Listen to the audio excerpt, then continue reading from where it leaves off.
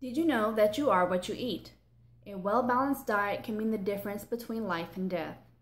A well-balanced diet greatly reduces the risk for chronic disease, helps maintain a healthy weight, and helps boost and support the immune system. Poor diet is a primary factor that increases the risk of constantly recurring life-threatening disease, such as obesity and heart disease, as well as other preventable illnesses like the common cold. According to heart disease facts at cdc.gov, over 600,000 people die annually from heart disease, making it the #1 cause of death in the U.S. According to the health effects of overweight and obesity at cdc.gov, one precursor to almost every chronic disease is overweight and obesity, which is a BMI of 25 or higher, meaning specifically that being overweight or obese greatly increases the risk of heart disease, depression, and diabetes. Most concerningly, childhood obesity facts at cdc.gov states that childhood obesity has doubled in the last 30 years as a ripple effect of overweight parents. As a result, overweight children show signs of heart disease before reaching adulthood, which greatly increases their risk of death as they grow older. According to an article in the American Journal of Public Health, neighborhood disparities in access to healthy foods and their effects on environmental justice, minorities and people of lower socioeconomic status are least likely to have access to grocery stores with fresh fruits and vegetables. And as a result, they rely heavily on canned foods or highly processed foods, which are high in salt and sugar.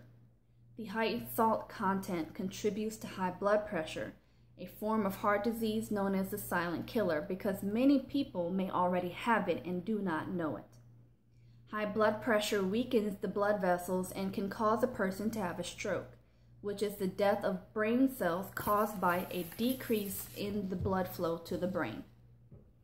To fight against these facts, I propose we begin building community farms in areas with food deserts, areas that do not have direct access to grocery stores with fresh fruits and vegetables. In addition, I recommend teaching and encouraging the people in the community to care for these farms so that they will have everything they need for a well-balanced diet to improve their health. To accomplish this goal, I recommend using empty plots of land in the area to plant crops. This method will promote a sense of security as the people in that community will know when and where the next meal is coming from. Using many empty plots at once will ensure there is enough food for everyone. The manual labor needed to create and maintain the crops will promote weight loss, as well as a sense of pride and encourage the others in the community to contribute toward the growth and maintenance of the crops. It is entirely possible, however, that the people in the community will not want to contribute to the project, and those that do will not be able to do so because of poor health or physical restrictions. So let's examine the pros and cons of this plan. On the positive side, the fresh fruits and vegetables will improve everyone's health because of easier access to foods for a well-balanced diet. People will start losing weight, there will be less illness, and the children will be healthier and more active.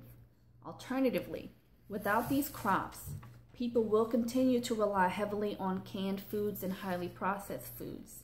Everyone will be more likely to be overweight, in addition to needing medication for things like diabetes, high blood pressure, and depression. And as mentioned before, the children will be overweight because their parents will be overweight. Together, everyone in the community can grow fruits and vegetables. In addition, the cost of these foods is lower to free because everyone will be able to eat from the crops as they please.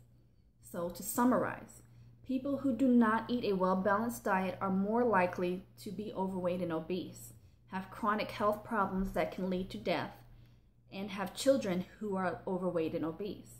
One way to prevent this problem is to start community farms, to increase the likelihood that people of all races and financial backgrounds will have access to the healthy foods they need to survive. If it were you or your loved one's health on the line, wouldn't you do everything in your power to make sure they had what they needed to survive?